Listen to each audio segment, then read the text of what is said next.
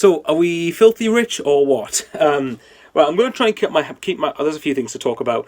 First of all, I'll quickly talk about the breaking news that was today or yesterday. If you're watching this on the Friday, Sunderland. It looks like the whole investment that's not a takeover, whatever term it is, it looks like it's been completed. And in fact, I think the club on Twitter have confirmed it was completed.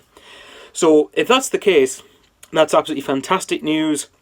I'm quite frankly sick of being sceptical with anything regarding Sunderland at the minute. So I'm hopeful that we can actually just enjoy the damn thing, enjoy actually the fact we could get some investment in. Now, obviously, that does depend on us getting out of this league. I'm not expecting a huge ton of investment while we're in League One, and make it clear, we have to get out of League One in order for us to really see the full benefit of what the financial resources are going to be. But obviously, it's not just going to come towards players. Majority of it might not even come towards players in January. A lot of it's going to go to the infrastructure, the academy, various other things at the club, and that's probably a good thing. That means it's going to put us on a higher pedestal. And I still maintain, I've seen a couple of tweets saying, Sunderland were a big club, but not anymore. Now, I'm sorry, I don't really agree with that, because if we weren't a big club, we wouldn't have been attracting this investment, and people wouldn't still be talking about us.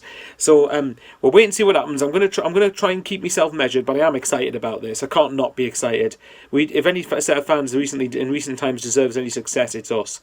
So yeah, that's that sorted out of the way. I'll quickly move on to the two games that happened at the weekend and on Tuesday. So the first one, which I was at, was Shrewsbury 1, Sunderland 0, where I was quite pessimistic on my own channel in the immediate aftermath of the game, but having looked back at the highlights, we actually did deserve at least to get something out of the game.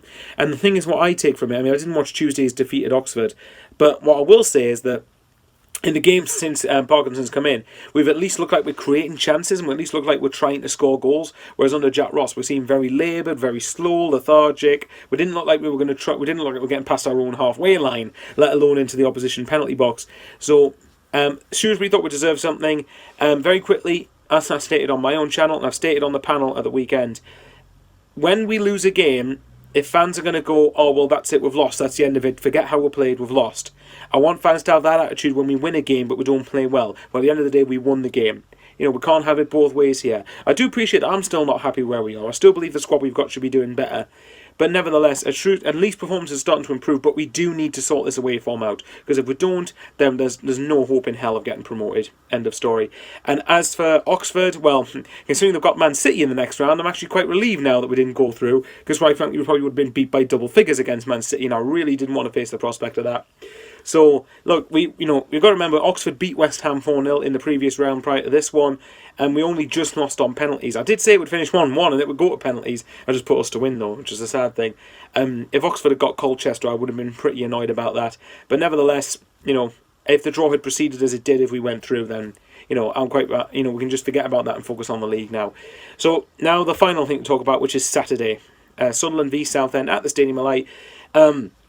The two games last season finished 3-0 Sunderland at the Stadium of Light, and if I'm right, I think it was George Honeyman, Chris Maguire and Aidan McGeady who scored, because I'm a sad little man, or a sad man regardless. I actually know these things because I'm just pathetic.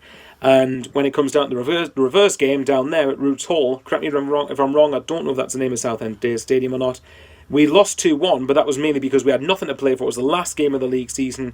We obviously had confirmed at that point we were going to be in the playoffs, whereas for Southend, that was an all-or-nothing game. Win or get relegated. So I wasn't shocked we got beat there. And then since then, Southend have recently appointed Sol Campbell as their manager, but nevertheless, they've not started very well.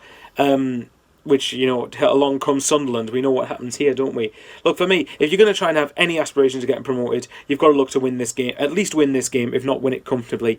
I know Sol Campbell's there, and Southend have got a new manager, but so have we. And if our players apply themselves, and that's if they want it as much as Southend will want it, because listening to a couple of podcasts, listening to the Local Report podcast about with the Southend fan, they were saying that he said there were all sorts of levels of bad, and I feel like this sounds too good to be true here.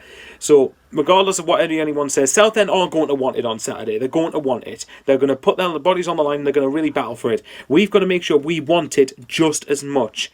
And like I said, we've got to start keeping clean sheets. But for this game, even if we can see, as long as we win the game, fine. At this point, for this game, I'm beyond caring. Southend's defence have been very leaky this season. I know I said on the panel they've let in 10 goals in the last 2 games, but you've got to look at it. I think in the Ipswich game, they probably would have put in an improved performance rather. So, and that's no mean feat for them, because lots of teams are going to lose to Ipswich this season. And again, I've tipped them to win the league.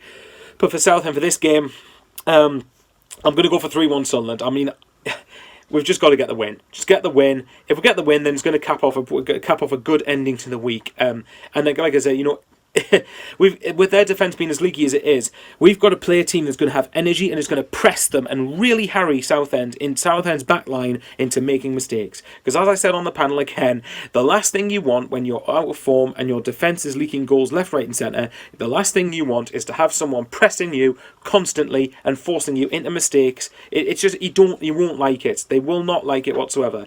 So if Sunderland do not press Southend, then we've got something seriously wrong with us. And the last thing, quickly on the Aidan McGeady thing. I had said that I'm not a big advocate of the fact that we're a better team without McGeady, but in recent games where the onus is to get the ball to McGeady and over-rely on him, I'm actually starting to believe we might be more, not better team, that's the wrong word, but we might be more balanced without Aidan McGeady in the side. Let me know in the comments what you think. Maybe I'm talking cack here, but I wouldn't be against not playing McGeady at the weekend. But then you can make the argument that, if he's one of our best players, this is the game for him to show some form. Either way, we need to get back on form, and hopefully, to cap off a good end of the week, it starts on Saturday with Southend. See you all there.